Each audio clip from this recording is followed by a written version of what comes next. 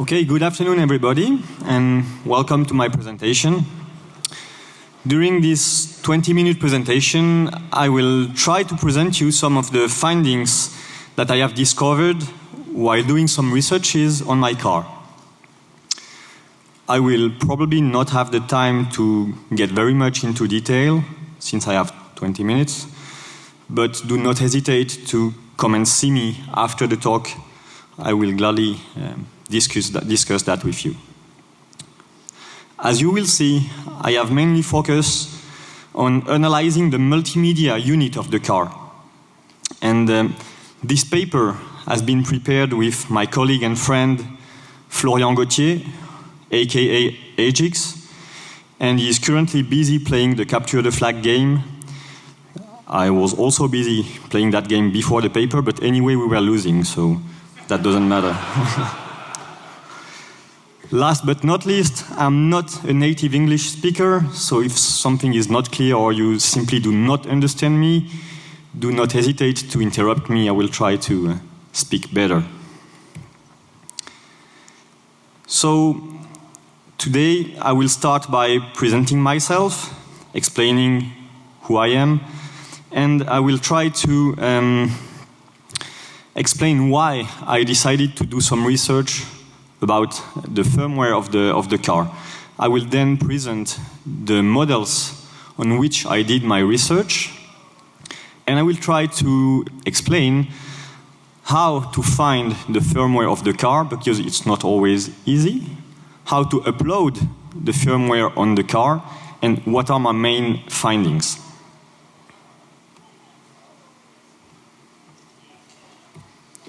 So my name is Paul Such. My Twitter nick is 0x222, and I will try to update my findings and to post my findings on that account, so feel free to follow me.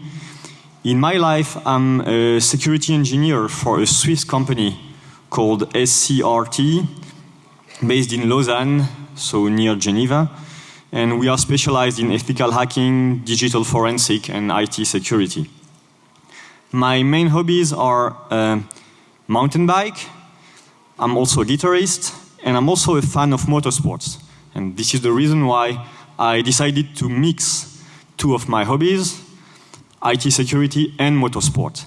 I tried to do some research for IT security and mountain bike, but I was not able to find a subject covering, not yet, because as you have seen, the new forks now are electronic on the mountain bike, so maybe someday. Yeah. And we are also the organizers of the Swiss security event called Insomni'hack.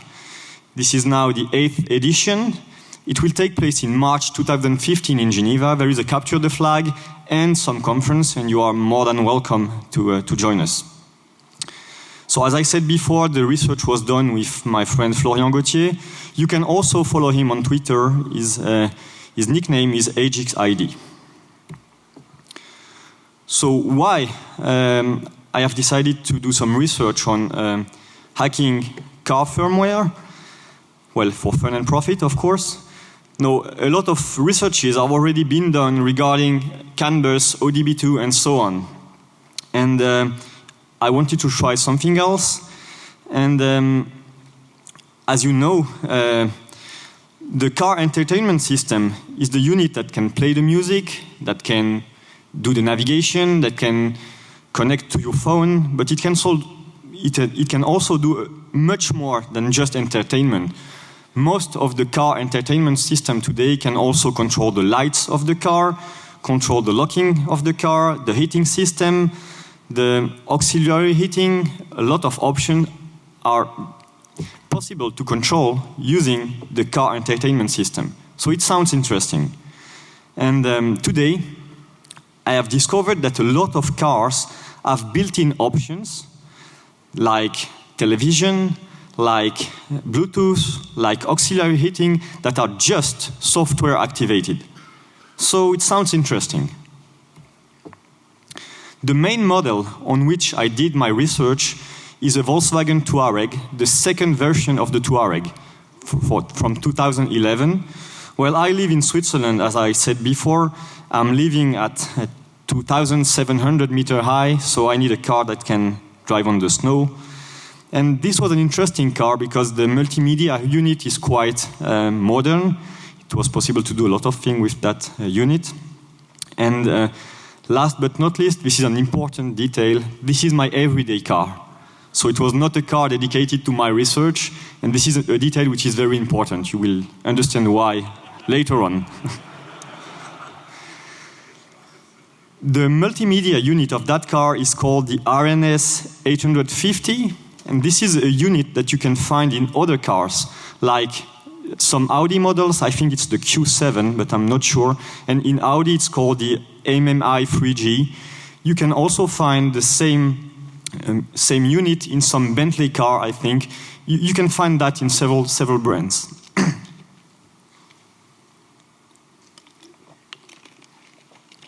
So the first part was to get access to the firmware of the car. So I had to find some sources. The first way is the hard way, and it consists in dismounting the car, find the disk, and do a DD of the disk to get access to the firmware. The disk is located behind the glove box, so it's not easy to find, and it takes some time to get access to the disk.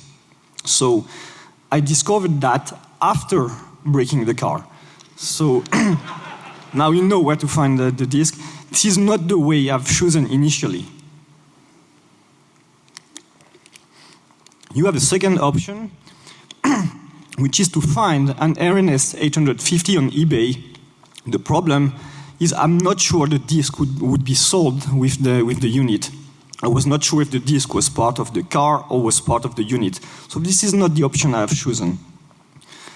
You can try to do some social engineering on the Volkswagen dealer you are working with, but again, I have not chosen this option.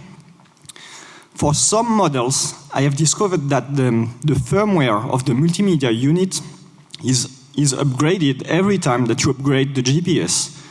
I did some tests on an Audi TT of 2008, and in that case, it seems that the firmware of the multimedia unit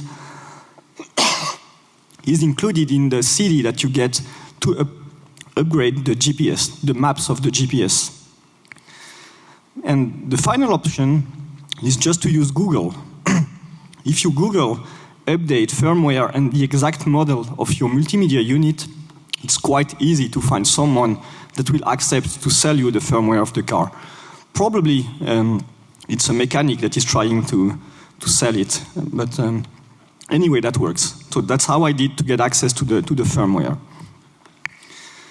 Then you have to find a way to upload the firmware on the car. Again, there is a possibility to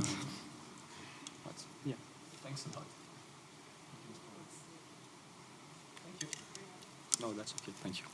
Thank you.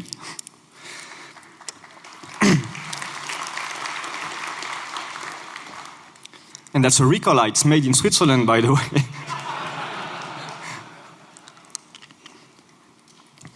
So you can try to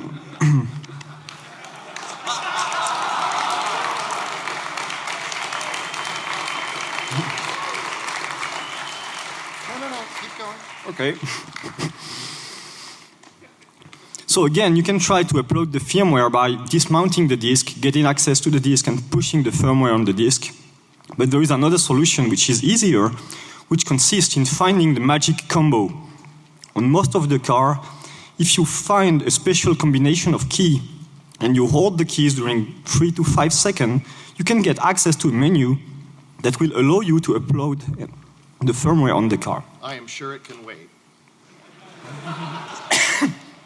Thank you.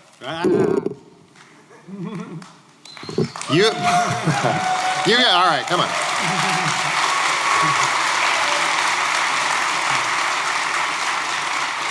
No.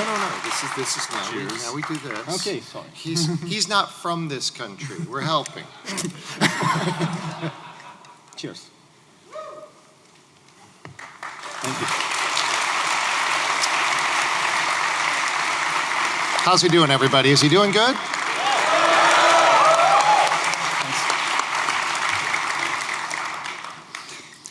So in my case, you have to press phone and setup during 3 to 5 seconds to get access to that special menu. I drive every day, so during 1 year, I try to find the right combination of key to get access to the menu. And by the way, if you want to reboot the multimedia unit, you need your 5 fingers because you have to press phone, climate, navigation, traffic, and button at the same time. So it's very difficult while you are driving.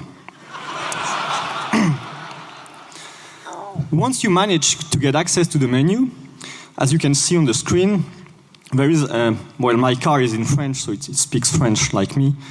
And you get access to a menu where you can upload the firmware and you can see the running binaries on the car. I don't know if you can see that, but you see a lot of binaries there with a version, a checksum for each binary. These are the binaries which are running on the car. And you can see here that there are some binaries, some programs that I should not have on my car. I can see WLAN, I can see TV or things like that. I do not have those options on my car. Then if you navigate through the menus, you can get access to a new menu, which is called Upgrade. And you can choose if you want to upgrade the firmware from the CD, the DVD, or the USB plug, which is in the car. There is also another option to upload the firmware and modify the firmware, which consists in using a software provided by Volkswagen and the UDB2 connector, but I do not have that software. Okay, once you have the firmware, this is the interesting part, you can try to analyze the firmware. In my case, it seems to be a mix of EFS and IFS. So we used a tool provided by QNX to dump the file system. It was dump EFS. Since it was not we had to modify a little bit the dump EFS tool to create a new file system which was readable. The Python script is provided in my slide so that you can reproduce that. And we had to deflate some file and use dump EFS for the IFS part. And we slightly had to modify the header of the file so that dump IFS could work correctly. What we see is that the firmware of the car is based on QNX. So RNS 850 is based on QNX. And we can see some health header and a super H architecture. Sounds very interesting. So it's clearly a Unix style file system. This is the simple script that we used to extract the file from the file system. So it's a Unix file system, and we can see that it has an etc password file, a ppp shadow file, everything that you can find on a Unix file system. What is more surprising, that it is leaking a lot of interesting information that I was not expecting to find on my car. For example, you can see that some users are hard-coded in the car. You can see the name of the guy, you can see that they have a shell on the car. So I decided to do some more research, and it's cool because you can find the guys on LinkedIn.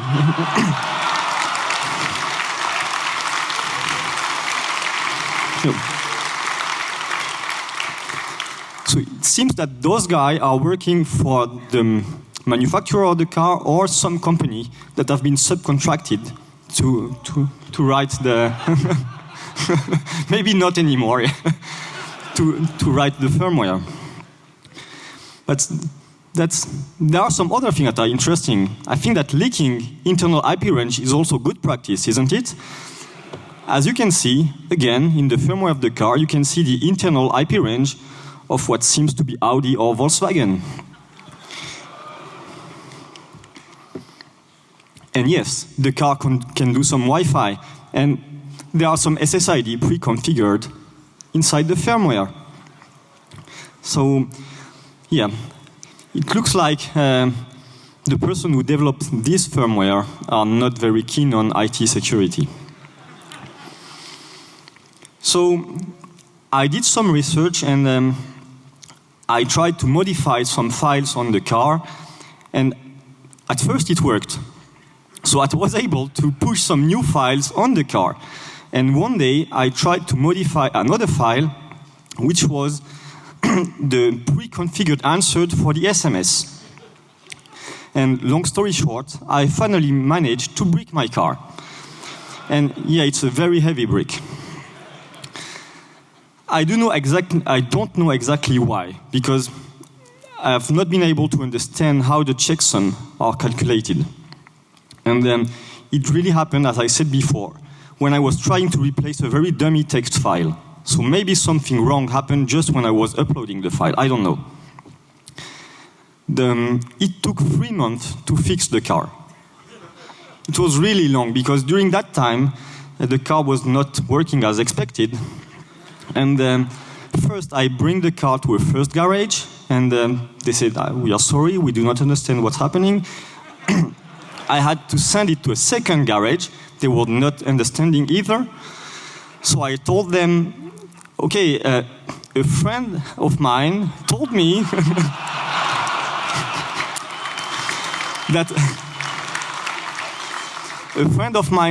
that it could be the hard drive of the car that needs to be replaced. And they answered, "Sorry, sir, there is no hard drive in that car." Okay. So finally, it took 3 months, and they gave me back the car, and they said we had to replace the black box of the car. So yeah. Conclusion. It's a very expensive hobby. And my friend, wife, family do not want me to do some tests with their car anymore. And it's a shame because my wife has a very interesting car, but she do not want me to approach the car with a laptop anymore. So initially my goal was to do some research on the multimedia libraries of the car. I've been able to identify the libraries that are used to play MP3 videos and things like that. And it could be very, very interesting to look more in depth in those libraries to find some possibility to run a shell on the car. So I hope it was interesting. And if you have questions, you are free to ask. Thanks a lot.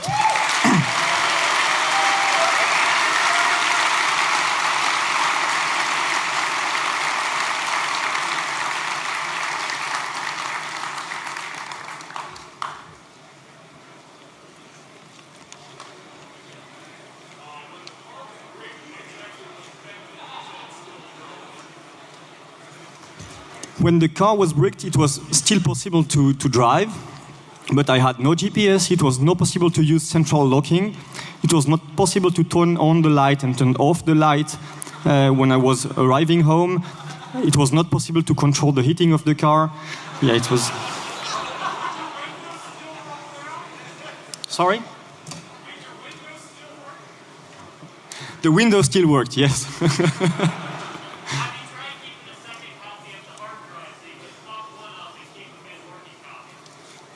Yeah, that's what I should have done. Find the hard drive first.